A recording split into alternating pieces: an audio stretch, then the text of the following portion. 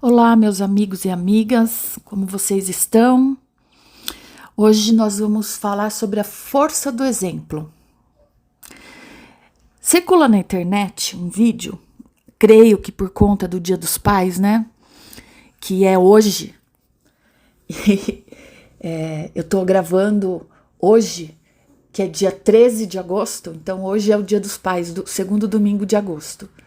E essa semana vai ser dedicada aos pais, os papais. Mas, enfim, um vídeo circula aí nas redes sociais que é mais ou menos assim: a filha dando um presente pro dia, né, pro pai dela, que é do Dia dos Pais. Então, ela conduz o pai dela até a cozinha da casa e faz com que o pai abra a geladeira. Quando o pai abre a geladeira tá dos pés à cabeça de cerveja. E lá dentro tem um bilhetinho, né? Feliz Dia dos Pais, tal, não sei o quê. E escrito entre algumas palavras dizendo: eu tenho certeza que você vai amar esse presente.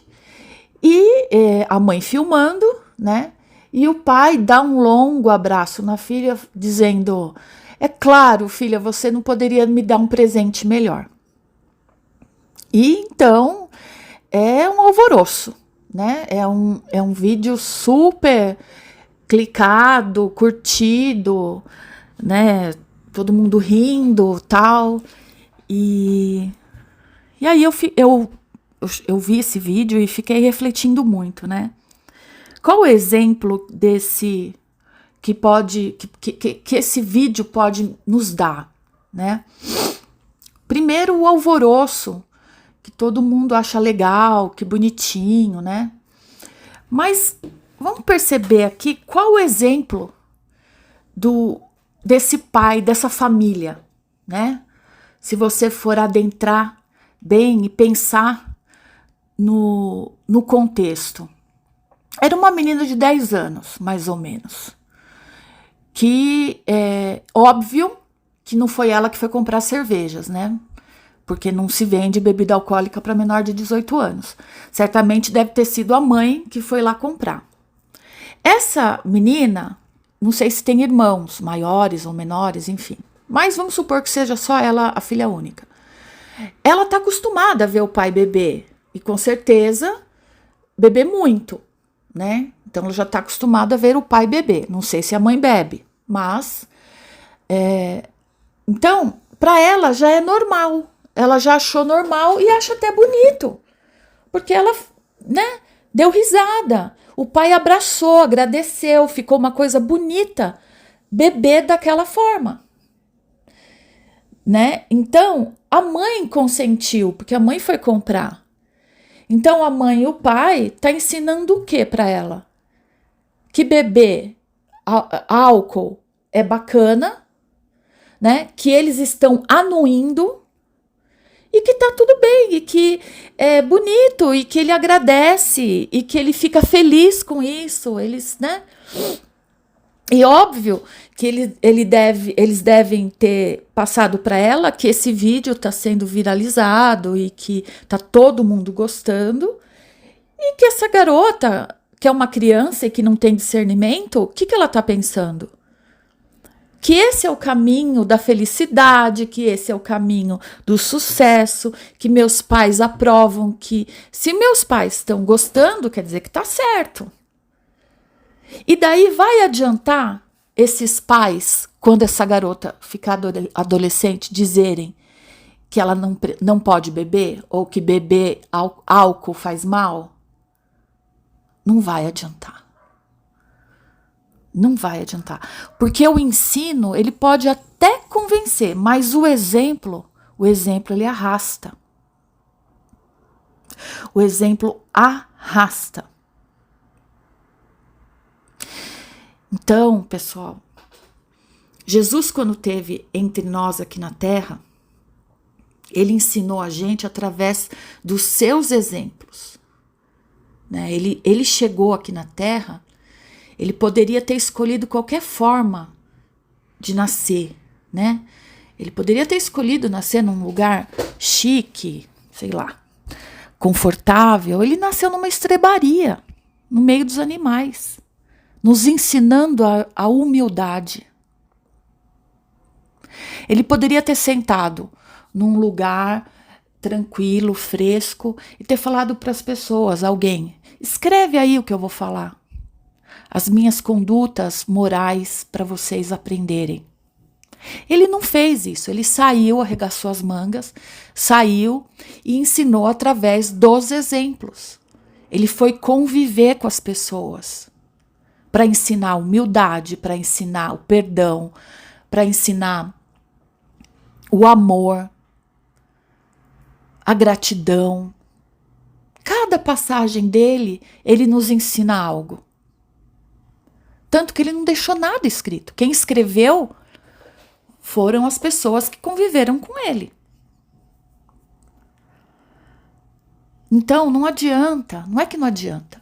A gente pode ensinar, falar, claro, comprovar por A mais B, 1 mais 1 são 2. A gente vai comprovar e vai falar, mas o exemplo é algo que não tem controvérsia. Contra fatos não há argumentos, não é assim? Tem uma frase que atribuem ao Francisco de Assis: pregue o evangelho em todo o tempo, se necessário, use palavras. Tem gente que diz que essa frase não é de Francisco de Assis e não sabem de onde tiraram essa frase, mas que atribuem ao Francisco de Assis. Mas é uma outra discussão. O que importa é o texto, né?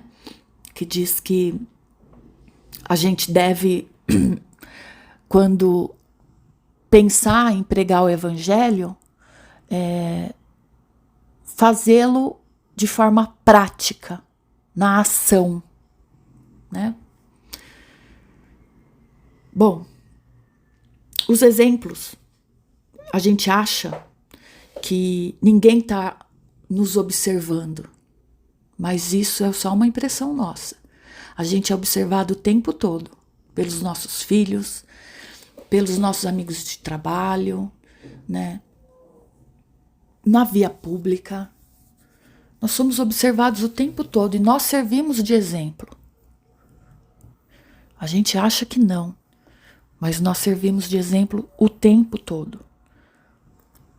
Exemplos bons, exemplos ruins.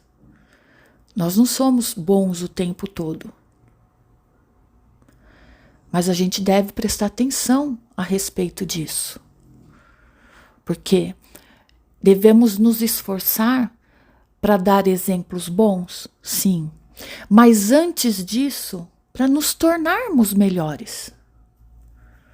Porque se a gente se vigiar para ser melhor, não é principalmente para o outro, mas é principalmente para a gente.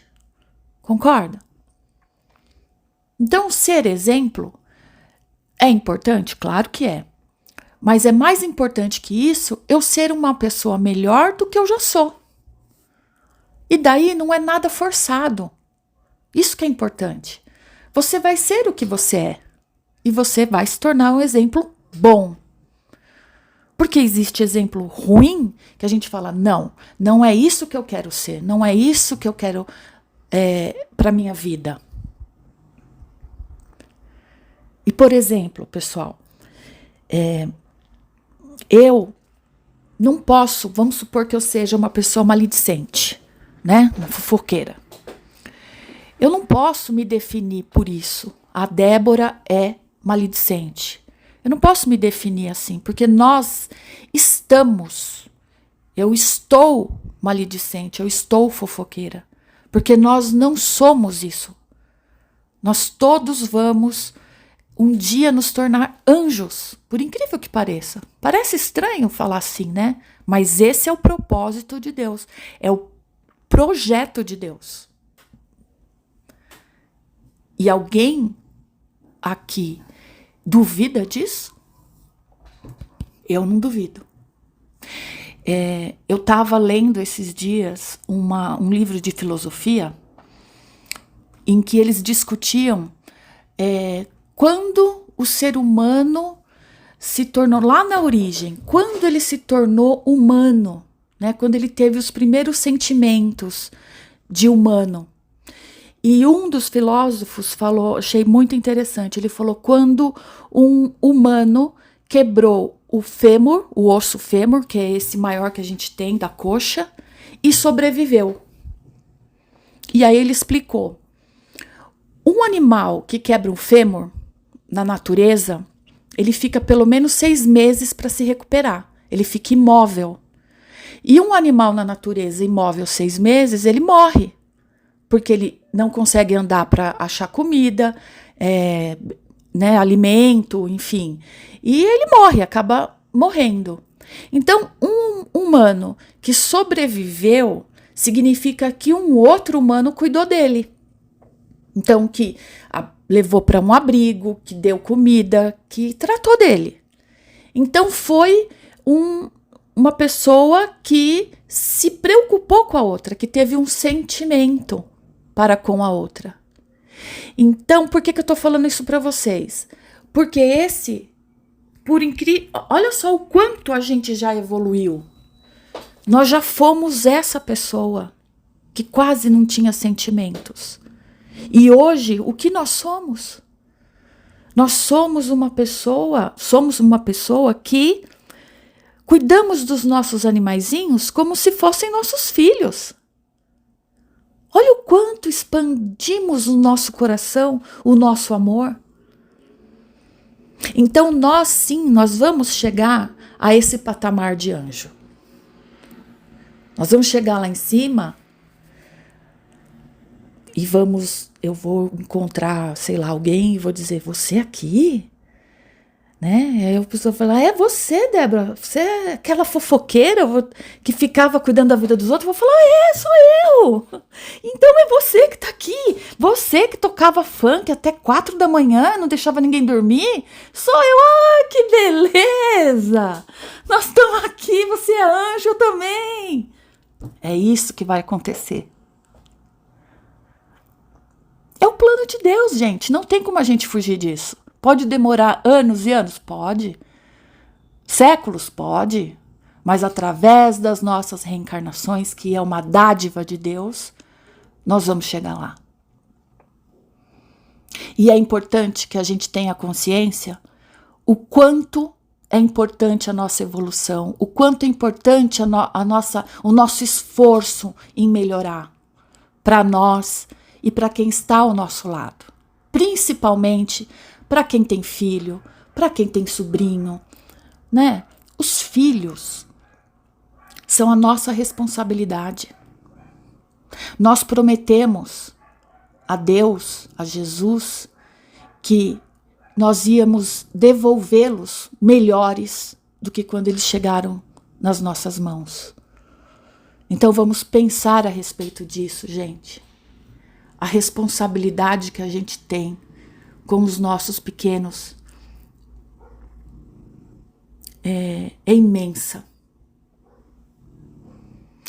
Tem uma frase que eu vou acabar aqui a nossa reflexão, que está no Evangelho segundo o Espiritismo, no capítulo 17, item 4. Diz assim: reconhece-se o verdadeiro espírita pela sua transformação moral e pelos esforços que emprega para domar suas inclinações más.